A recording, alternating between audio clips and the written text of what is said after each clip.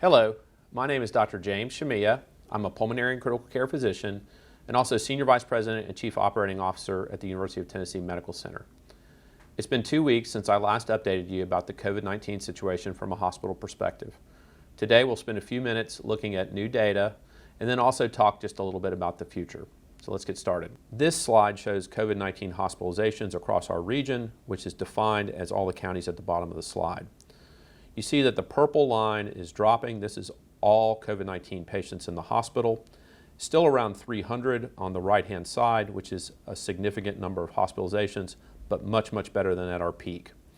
You'll recall over the last several weeks, I've stated that the ICU and the ventilator lines have not really been dropping. Thankfully, we're starting to see those lines drop as well, which shows an improvement. Now let's look at information from our hospital. This is from 2 weeks ago when I last did a video. You see that we had 79 COVID-19 patients in the hospital with 24 in the ICU, and the average age in the ICU was 60 years old. We didn't do a video last week, but it was almost identical. You see we had 79 COVID-19 patients in the hospital with 26 patients in the ICU. The average age in the ICU dropped a little bit to 55 years old.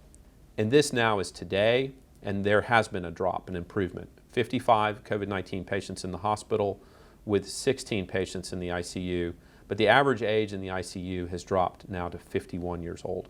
So let's talk a moment about severe illness and mortality. The average age, again, of patients with COVID-19 in our ICU today is 51 years old. And then in the last 14 days, the number of patients in our hospital who've died with COVID-19 has been 10.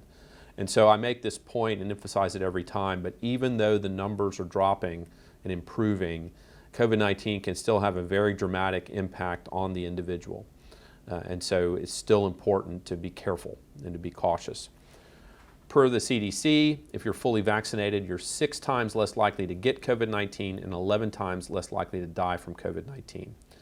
And remember that some people with immune system problems are inherently less likely to respond to vaccines.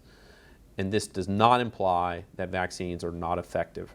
So a question I frequently get is, how can we predict the future, or can we, specifically from a hospital perspective? So I think the short answer to this is no, we really can't predict the future, but there are some very specific things we should be looking at. First of all, we need to learn more about immunity. So how long will vaccine-induced immunity last, and how long will it protect people from being in the hospital? And how important will boosters be? Also, how long will immunity after COVID infection last, and does that and will that protect people from being in the hospital? Will future variants evade vaccine or infection-induced immunity? We know there are going to be new variants. So the question is, how will those variants interact with immunity? And what do the presence of antibodies really mean about immunity? There's a lot being written in scientific journals about that there's different types of antibodies, and we really don't understand what that means. The other thing we can look to is case data. And so the IHME model, which has really stood the test of time as a model that can project case data, I looked at that for Tennessee between now and January, and it really looks pretty decent. It doesn't really extend much past that. But I'm hopeful that this is accurate, because given everything we've been through, it'd be nice that we don't see another spike in the immediate near term. We can also monitor surge activity throughout the region and the world. We've learned that. We can look at surrounding states, and we know the United Kingdom is undergoing significant case counts, even though they've already really experienced their first Delta surge. So what can be learned here?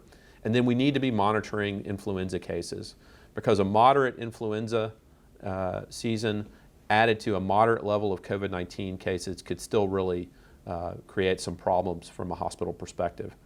And so my take home on this is we cannot assume that COVID is ending. The key is going to be to monitoring data, reacting appropriately, and reacting early. So now I'd like to close with a few points. First, we are frequently asked just how are the hospitals doing at this point? Well, I can speak for our hospital and say that we're quite busy. We're working through a significant surgical backlog. 55 COVID-19 patients is still a significant number that impacts capacity, and we're seeing a lot of patients with illness that's unrelated to COVID-19. In addition, healthcare is experiencing the same challenges that you're hearing about in other industries, specifically related to staffing and issues with the supply chain. And so my sense is that those issues are going to probably persist for several months, and are going to be things that healthcare will need to continue to anticipate and navigate through. The other thing is that you're seeing a lot of information coming out about vaccines and boosters. And it's almost every day that there's a new news story. So I recommend, depending on which vaccine you receive, that you're watching the news closely, determining if you're eligible for a booster. And depending on how all of that materializes, we may provide another vaccine primer like we did a few weeks ago to try to make it simple and provide an update. So now I'll close as I always do, steps to end the pandemic. Please be vaccinated. We strongly encourage vaccination. Get a test if you think it's at all possible you might have COVID-19. Of course, distancing and wearing a mask, because that provides immediate protection. I appreciate your time today, and we'll join you again whenever we feel like there's a new message that we'd like to send. Thank you very much.